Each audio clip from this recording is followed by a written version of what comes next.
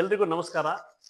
ಬಾಲ್ಯ ವಿವಾಹ ನಿಷೇಧ ಕಾಯ್ದೆ 2006ಕ್ಕೆ ಸಂಬಂಧಿಸಿದಂತೆ ಎರಡನೇ ವಿಡಿಯೋಕ್ಕೆ ತಮಗೆಲ್ಲ ಸ್ವಾಗತ. ಶಿವಮೊಗ್ಗ ಜಿಲ್ಲೆ ಬುದ್ಧಿವಂತರ ನಾಡು ಅಂತಾನೆ ಪ್ರಸಿದ್ಧಿ. ಆದರೆ ನಮ್ಮ ಶಿವಮೊಗ್ಗ ಜಿಲ್ಲೆಯಲ್ಲಿ ಬಾಲ್ಯ ವಿವಾಹ ನಿಷೇಧ ಕಾಯ್ದೆ ಅಡಿಯಲ್ಲಿ ಮಾಡುವಂತಹ ಅಭಿಯಾನವನ್ನ ಹಮ್ಮಿಕೊಳ್ಳುವಂತಹ ಪರಿಸ್ಥಿತಿ ಒದಗಿದೆ. ಯಾಕೆ ಅಂತ ಕೇಳಿದ್ರೆ ನಾನು ತಮಗೆ ಕೆಲವೊಂದು ದತ್ತಾಂಶವನ್ನು ನೀಡ್ತಾ ಇದ್ದೀನಿ.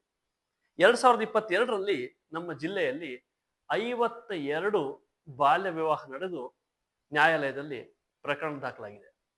2023ರಲ್ಲಿ ಪರಿಸ್ಥಿತಿ ಸುಧಾರಿಸಿದೆಯಾ ಅಂತ ನೋಡಿದ್ರೆ ಇಲ್ಲ.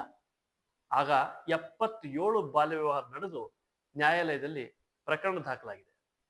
ಆಯ್ತು, 2024ರಲ್ಲಿ ಏನು ಚಿತ್ರಣ ಅಂತ ನೋಡಿದ್ರೆ 79 ಬಾಲ್ಯ ವಿವಾಹ ನಡೆದು ಪ್ರಕರಣ ದಾಖಲಾದ್ರೆ 2025ರಲ್ಲಿ ಇನ್ನು ಫೆಬ್ರವರಿ ಮತ್ತು ಮಾರ್ಚ್ ತಿಂಗಳು ಬಾಕಿ ಇರುವಾಗಲೇ 54 ಬಾಲ್ಯ ವಿವಾಹ ಜರುಗಿ ಪ್ರಕರಣ ದಾಖಲಾಗಿದೆ. ಏನು ಬಾಲ್ಯ ವಿವಾಹ ಅಂತ ಹೇಳಿದ್ರೆ, ನಾನು ಮೊದಲನೇ ವಿಡಿಯೋದಲ್ಲಿ ಆಗ್ಲೇ ಹೇಳಿದ್ದೀನಿ, ಒಂದು ಹೆಣ್ಣಿಗೆ 18 ವರ್ಷ ಪೂರ್ಣವಾಗಿರ್ಬೇಕು, ಒಂದು ಗಂಡಿಗೆ 21 ವರ್ಷ ಪೂರ್ಣವಾಗಿರ್ಬೇಕು. ಆಗ ಮಾತ್ರ ಅವರಿಗೆ ವಿವಾಹ ಮಾಡಿಕೊಳ್ಳುವಂತಹ ಅರ್ಹ ವಯಸ್ಸು ಆಗುತ್ತೆ. ಇಲ್ಲವಾದಲ್ಲಿ ಅದು ಬಾಲ್ಯ ವಿವಾಹ ಆಗುತ್ತೆ. ಇದು ಶಿಕ್ಷಾರ್ಹ ಅಪರಾಧ. ಆದ್ದರಿಂದ ನಾವೆಲ್ಲರೂ ಸಮಾಜದಲ್ಲಿ ಒಗ್ಗೂಡಿ ಎಲ್ಲರೂ ಸಂಕಲ್ಪ ಮಾಡಿ ಬಾಲ್ಯ ವಿವಾಹವನ್ನ ತಡೆಗಟ್ಟುವಲ್ಲಿ ಮುಂದಾಗೋಣ.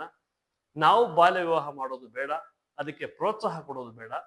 ನಮ್ಮ ಸುತ್ತಮುತ್ತಲು ಎಲ್ಲಾದ್ರೂ ಬಾಲ್ಯ ವಿವಾಹ ನಡೀತಾ ಇದ್ರೆ ನಾವೆಲ್ಲರೂ ಕೂಡ 1098 ನೆನ್ಪಿಟ್ಕೊಳ್ಳಿ, 1098 1098 ಈ ಸಂಖ್ಯೆಗೆ ಕರೆ ಮಾಡಿ.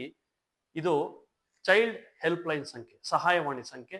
ಇದಕ್ಕೆ ಕರೆ ಮಾಡಿ ನಾವು ವರದಿಯನ್ನ ನೀಡಿದ್ರೆ ನಮ್ಮ ವಿವರವನ್ನ, ಯಾರು ಕರೆ ಮಾಡಿರ್ತಾರೆ ಅವರ ವಿವರವನ್ನ ಯಾರಿಗೂ ಹೇಳದೆ ಅಧಿಕಾರಿಗಳು ಸರಿಯಾದ ಕ್ರಮವನ್ನ ಕೈಗೊಂಡು ಬಾಲ್ಯ ವಿವಾಹವನ್ನ ತಡೆಗಟ್ಟುವಲ್ಲಿ ನಾವು ಅವರಿಗೆ ಸಹಕಾರವನ್ನು ಕೊಡಬಹುದು. ನೆನಪಿಡಿ, 1098. ಧನ್ಯವಾದಗಳು.